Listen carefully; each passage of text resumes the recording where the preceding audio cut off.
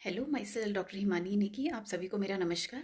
और आज बात करते हैं कि स्पीच डिसऑर्डर में जो काफ़ी कॉमन है, जिसे हम स्टैमरिंग कहते हैं। तो ये जो डिसऑर्डर है देखा जाता है जेनेटिक होता है, मतलब फैमिलीज़ में ही रन करता है। और कुछ लोगों में अगर ब्रेन स्ट्रोक की हिस्ट्री हो, कोई इंजरी की हिस्ट्री हो, तो भी ये हो सकता है। इसके अलावा एंग्जाइटी, नर्वसनेस, इस तरह के जो टेम्परामेंट होता है जिन लोगों का, तो उनमें ही ज़्यादा देखा गया है। या जिन बच्चों में स्पीच डिले होता है, तो वहाँ पे भी स्टैमरिंग की प्रॉब्लम देखी गई है। अब ये जो प्रॉब्लम है, इसको आप कैसे सॉल्व कर सकते हो होम्योपैथी से, वो मैं आपको बताऊंगी। तो सबसे पहले जो मेडिसिन इसमें आती है वो है स्ट्रेमोनियम।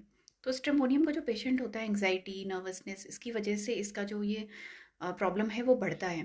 तो वहाँ पे आप स्ट्रेमोनियम यूज़ कर सकते हैं। दूसरा है लाइकोपोडियम। तो लाइकोपोडियम जो होता है पुअर कॉन्फिडेंस, जिन लोग में कॉन्फिडेंस की काफ़ी कमी होती है, वहाँ पे लाइकोपोडियम बहुत अच्छा काम करता है।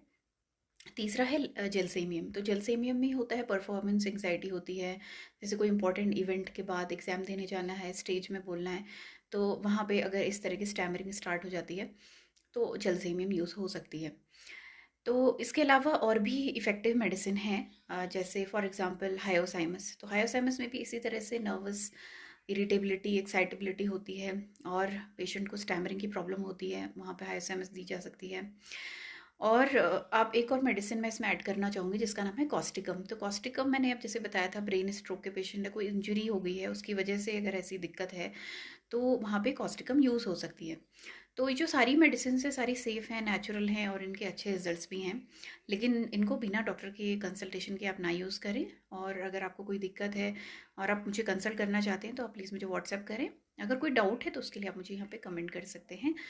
और ये जो मेडिसिन्स हैं, इनको जब आप लेते हैं तो इनकी जो डोजिंग होती है उस पे बहुत ध्यान देना होता है। काफ़ी पेशेंट क्या करते हैं कि पेशेंट मेडिसिन लेके आते हैं और उसको एक्सेसिव डोज में ले लेते हैं।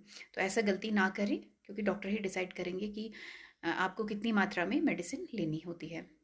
Thank you.